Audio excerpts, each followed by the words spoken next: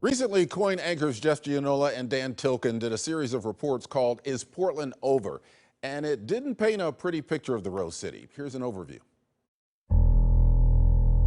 Is Portland city government working when you see this? The heart of our city broken. Windows and doorways still boarded up, familiar landmarks gone, public spaces fenced off.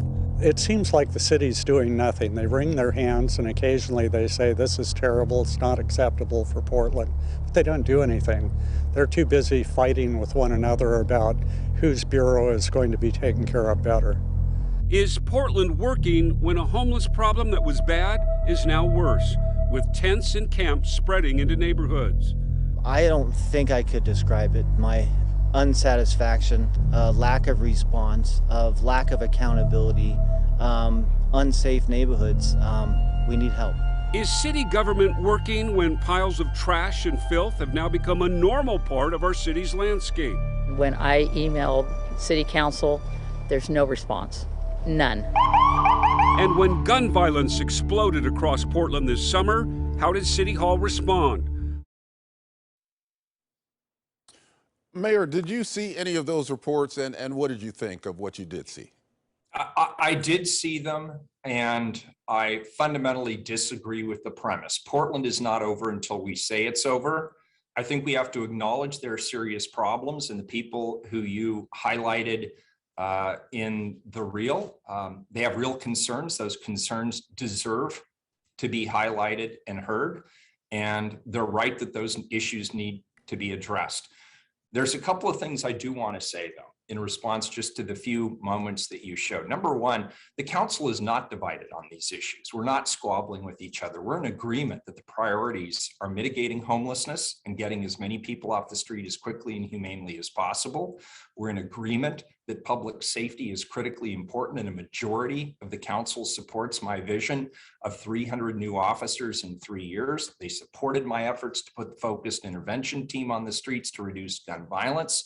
They supported unanimously my fall budget request to significantly increase the litter and graffiti abatement across the city. In fact, a couple of the areas that you just highlighted in that reel have already been cleaned up. They've already been abated.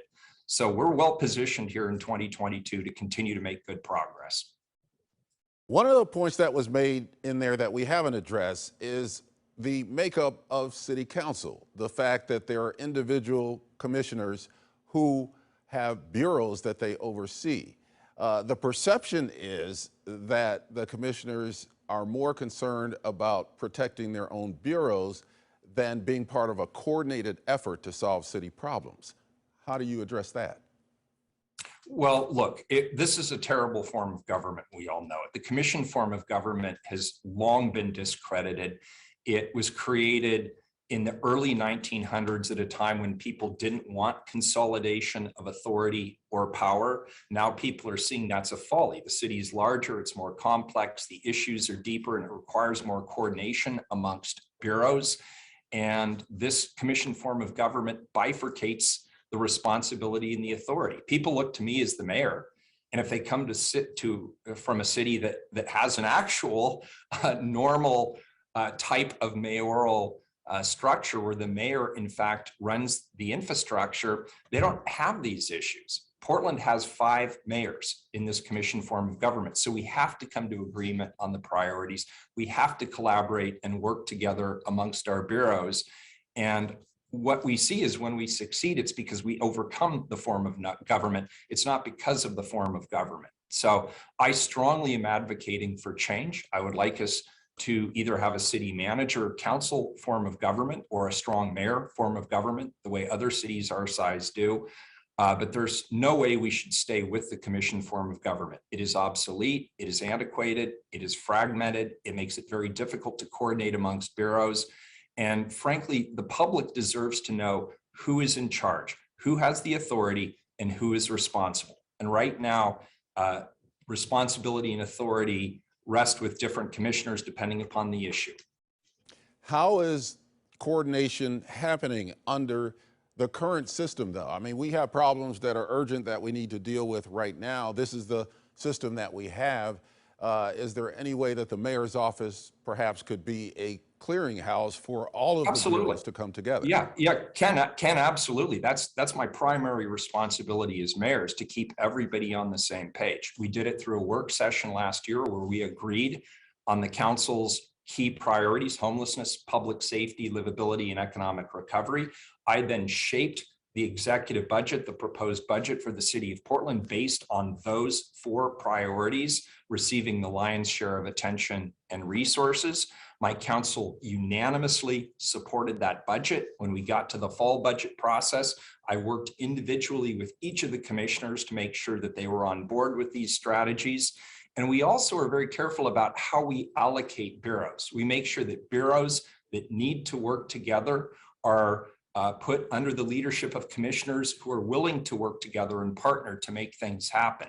So if we're talking about homelessness, for example, you need not only the Joint Office of Homeless Services and the Housing Bureau coordinated, but it also has overlap with our utility bureaus, which are significant property owners. The Portland Bureau of Transportation, again, a significant property owner. The Parks Bureau, again, a significant property owner. So I make sure I'm assigning bureaus to commissioners who can collaborate and work together.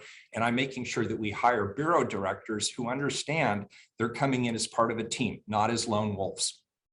We just have about a minute left, Mayor, in this interview. And my last question has to do with coordination, not just among the commissioners in the city, but also with Multnomah County, because this is a county problem as well as a city problem that we're dealing with here.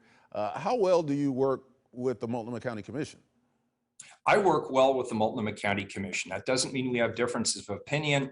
4 years ago, when I suggested we needed to focus more of our attention and energy on the immediate remediation of unsanctioned homeless camps, I pretty much was blown off. But here we are 4 years later.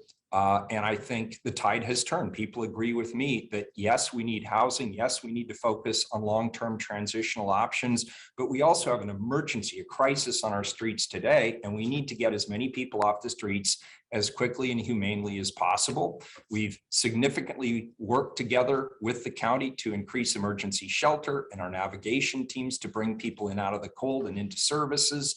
And I feel very optimistic about the future in terms of our ability to work with our county partners.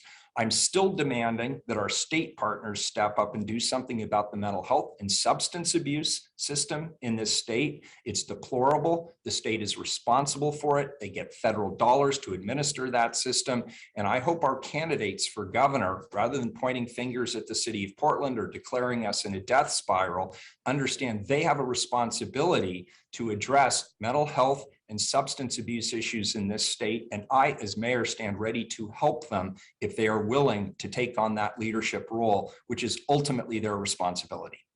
Mayor Ted Wheeler, thank you for joining me on Eye on Northwest Politics. Thank you, Ken. Next, Nicholas Kristof's run for Oregon governor may be over, or is it?